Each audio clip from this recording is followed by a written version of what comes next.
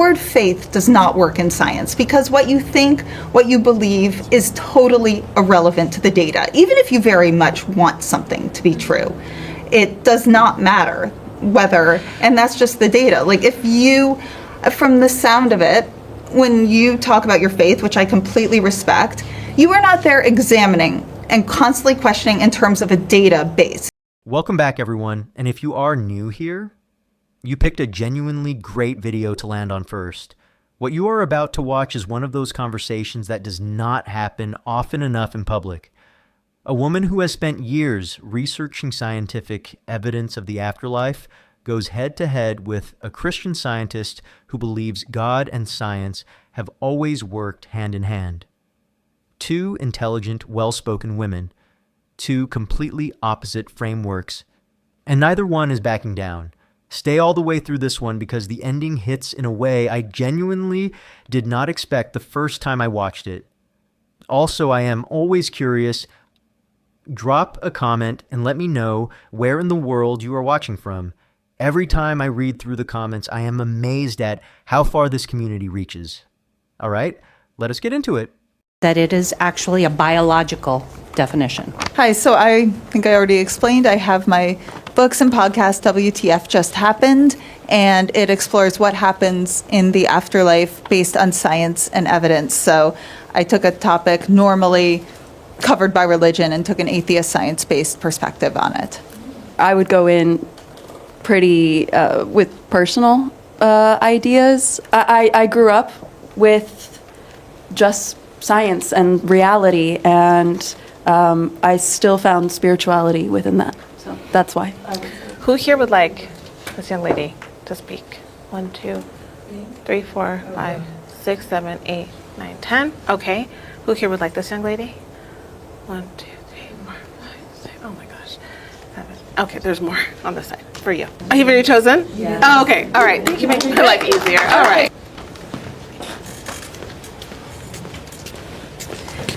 Hi again. Hi, we had a great talk earlier. We got along. Yeah. All right, ladies. Can science and religion coexist in explaining life, or are they fundamentally incompatible? Discuss. You want to go first? Sure. So, I believe that God and science can coexist. It's been one of the reasons that I've decided to pursue science as a career, and I think that science actually has some beginnings that are in Christianity, and God inspired science, and He's always revealing Himself through creation. Interesting. So I came from a very different perspective. I came raised, I guess, pretty much atheist. Just religion was irrelevant. I grew up in a very, secular culture, and based on a loss in my family, I decided to explore if there could be science-based evidence of an afterlife. And I think could there be some, it's slightly nuanced answer. Overall, I think no, the two are very different, because one is coming at it from a belief and faith-based, and one is fact and data. And if the data changes, if the information changes, the viewpoint changes. So I think overall they're pretty much not compatible. They're different. I very strongly believe that the beginning of science started with Christians. So Isaac Newton, who discovered gravity, was one of the founders of discovering calculus. He said he was a Christian, and that one of the reasons that he decided to pursue these scientific endeavors so strongly was because of his faith. And then we look at even the scientific method that you're using to validate some of your concerns. Like the scientific method was made by Francis Bacon, and he's also a Christian. And we as scientists know that when a theory isn't right and new evidence comes out, we can still as a scientific community disprove that old theory and adopt the new theory according to the new evidence that's been presented. So on that, I think that there's a lot of inspiration for God and within science, and that's the root of it. Well, I think what you were saying is you were talking about people who happen to be Christian. Maybe it's very important to them doing science. Can someone who is Christian also be an intelligent scientist? Certainly. Of course. But that isn't their using their religion. It is using the scientific method, which seems to be the opposite. Because, for example, again, I've been researching scientific evidence of an afterlife, and it's there's often people talk about faith and have faith, and I have completely eliminated faith from it. I take data. I will say I don't know how it works. I am not 100% certain. I certainly want it to be a certain way.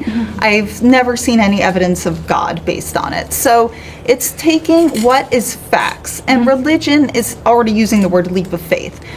Let me be real with you. What you just watched is exactly the kind of conversation that most people are too afraid to have out loud. And the reason it hits different is because both of these women are smart. This is not a debate between someone educated and someone who is not. This is a collision between two completely different frameworks for understanding reality. The atheist speaker came in having done something that I think is genuinely fascinating. She took a topic that religion has claimed ownership over for centuries, what happens after we die, and she approached it purely through evidence. No assumptions, no comfort, just data. And here is what makes that significant. She did not start as someone who wanted to disprove God.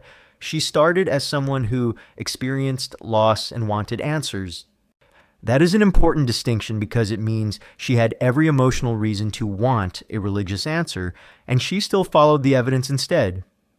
Now, the Christian speaker made a point that you hear a lot in these conversations. She brought up Isaac Newton and Francis Bacon as examples of Christians who built the foundations of modern science. And look, historically, that is accurate. Newton was deeply religious. Bacon did develop the scientific method. These are documented facts. But here is what the atheist speaker caught immediately that a lot of people miss. The fact that someone who happened to be Christian also did great science does not mean their Christianity was the source of that science. You have to understand the difference between correlation and causation. Newton being Christian and Newton discovering gravity are two separate things happening in the same person. One did not produce the other. Think of it this way. If a brilliant chef also happens to love football, you would not say football made the food taste better. The two things coexist in the same person, but they operate in completely different lanes. And that is exactly what the atheist speaker was building toward when she made the point that one framework changes when evidence changes and the other does not. That is the fault line in this entire debate, not intelligence, not inspiration, not even morality. It is about whether your conclusion is allowed to move when new information arrives. The word faith does not work in science because what you think, what you believe is totally irrelevant to the data. Even if you very much want something to be true, it does not matter whether, and that's just the data. Like if you, from the sound of it, when you talk about your faith, which I completely respect, you are not there examining and constantly questioning in terms of a database. You're talking about what you feel. And that is great. I can respect that. But that is absolutely not science. You're not looking at studies. You're not going into a lab to try to say, oh, there is a God. And I mean, I don't think at this point that's really possible. And that is the opposite of science. It is going in and having no preconceived opinion of one way or the other and looking at it. And it seems to me that your work as a scientist and your belief in your Christianity are very separate. Maybe you personally feel inspired by science. I'm not going to speak about how you feel personally, but I believe that your religion does come into your motivation for how you go about your life. But the methodology of science is the opposite of any form of faith. There's different types of evidence though, like there's qualitative and quantitative. So there's evidence based on strong data sets. That's like a lot of what maybe a hard science of what you think it is. But then there's also sort of the background that you're coming in where it's the recording of various like consensuses or, surveys, that type of data and what people's general ideas regarding a certain topic are. So are you thinking, because I feel like in regards to, quantitative data, or like there's the evidence of creation. I feel like inside of the intricacies of your own body, like there's so much going on. There's the chemistry at the atomic level, then there's their respective interactions with each other, there's the independence of each cell, there's the independence of the cell to work together in your body, and all of that has to happen a million times. Your body regenerates how many millions of times throughout your life, you know? And through all of that, there's consistency, and there's miracles that occur within our bodies. We can heal, we can form life as women, you know, if we choose to. And I think even from like the earliest stages, I know we talked about a little bit of conception out there, like even when you conceive something, like working at a fertility clinic for a while, like you were able to observe, like there's flashes of lights, there's certain miracles that we might not necessarily explain, but that are evident that like, wow, something else is going on here. Sort of like what you said, maybe like there's something that we can't necessarily pinpoint yet, but and we're all looking for that evidence for it. But as a Christian, I think that the mystery is God. I think that where science stops, that's where he begins, and he's always been there through every step of science, like from the beginning of it to even the present now. And I think if we start, like, the division is really in our own brains, because many people from many backgrounds can contribute to science, and it just, you know, Christians, we can contribute to science just as much as like you can, and you don't have a belief system. But the difference is, I feel, yes, anyone of any religion can do science. Like, it's not a commentary on intelligence. But it's what I think where religion comes in is it takes the data and it absolutely jumps to a conclusion. It goes from step A, this is a bunch of data, this, you know, abnormal data, this doesn't make sense, consciousness might not work this way. And then, you know, it absolutely jumps to, well, this is the answer. And it's like going from here to like level 10, where there's been no steps of evidence along the way to get to that conclusion. Okay. This is the part that blows my mind every single time I hear it.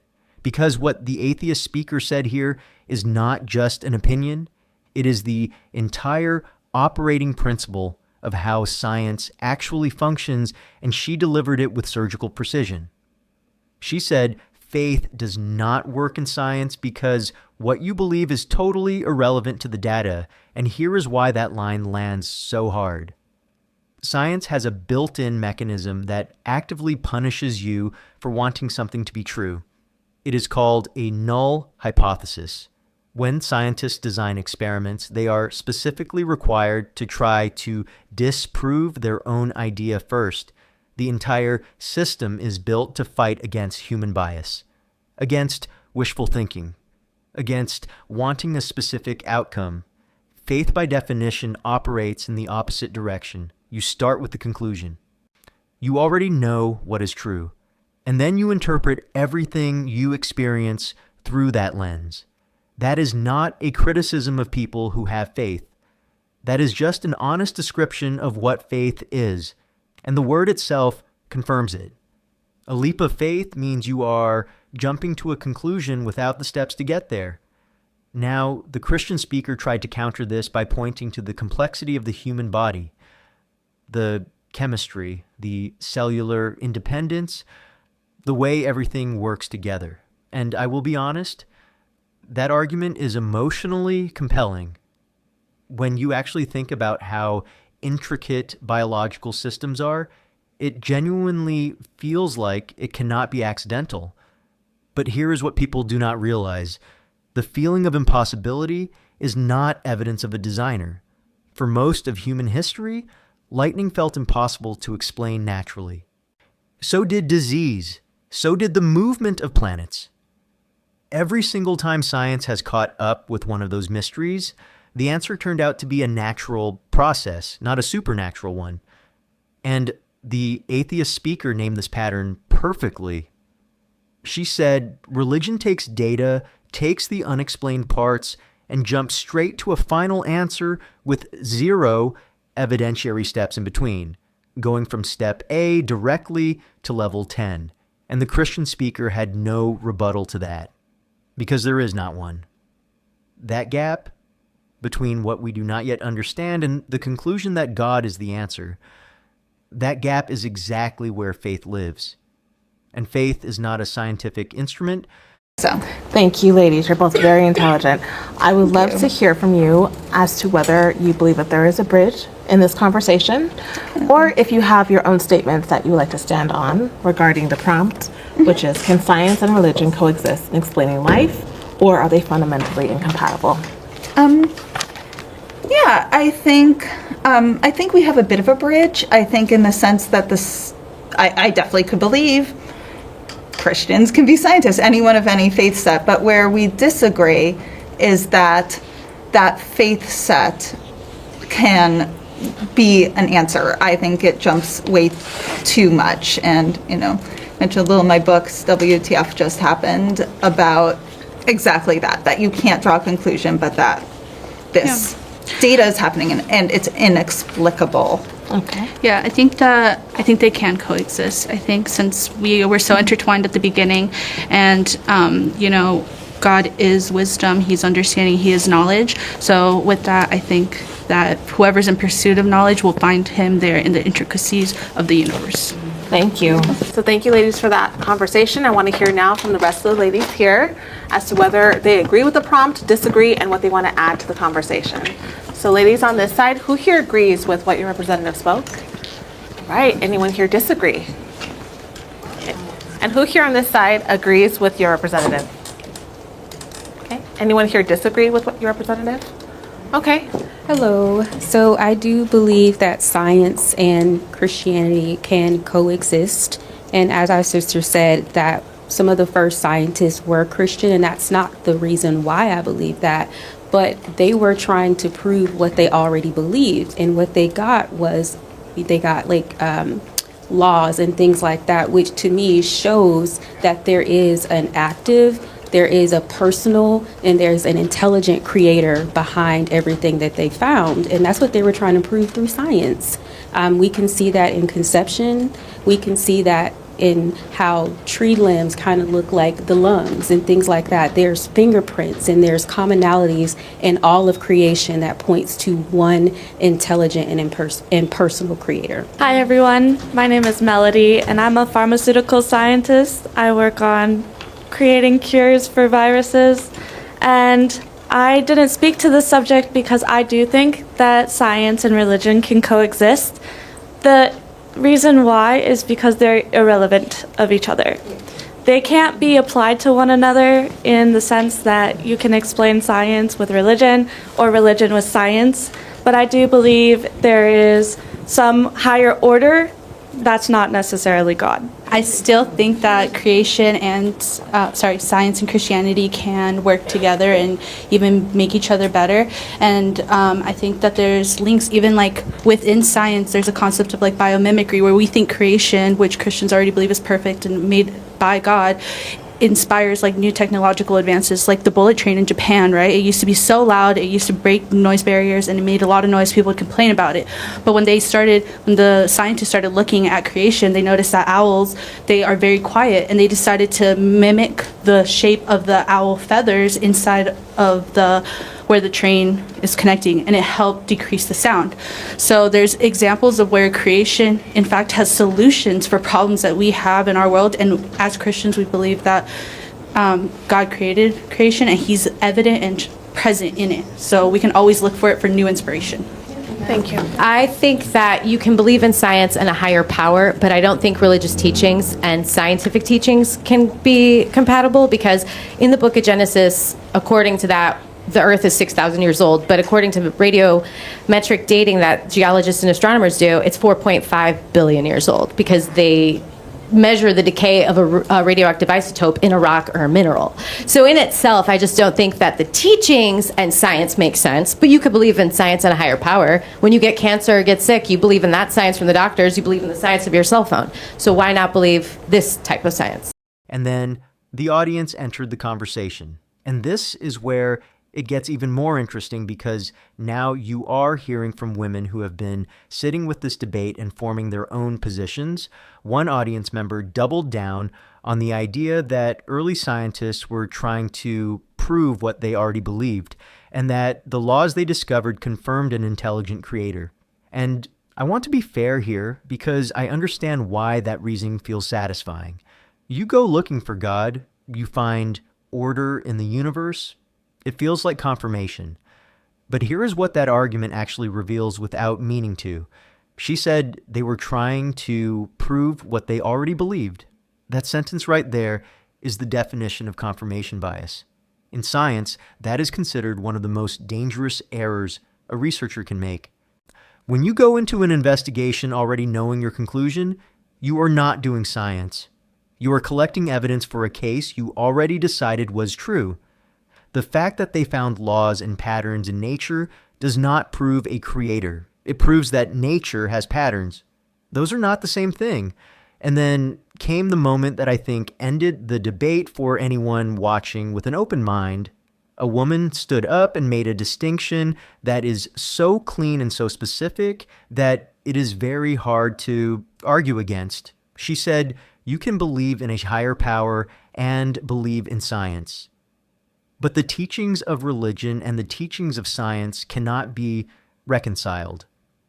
And she backed it up with a concrete example that has been documented and verified by multiple independent scientific fields. The book of Genesis places the age of the earth at around 6,000 years. Radiometric dating, which measures the decay rate of radioactive isotopes in rock and mineral samples, places it at 4.5 billion years. These are not estimates. This is not opinion. This is a measurable, repeatable, independently verified scientific process. And she ended with a question that I think every single person watching should sit with. When you get sick, you trust the science of your doctors. When you pick up your phone, you trust the science that built it. So what is the actual reason to draw the line specifically at the science that challenges a religious teaching? That question does not have a comfortable answer. And the fact that it does not is exactly why this conversation matters. So what do you guys think of this? Leave your thoughts down in the comments. Please like and subscribe, and I will see you in the next video.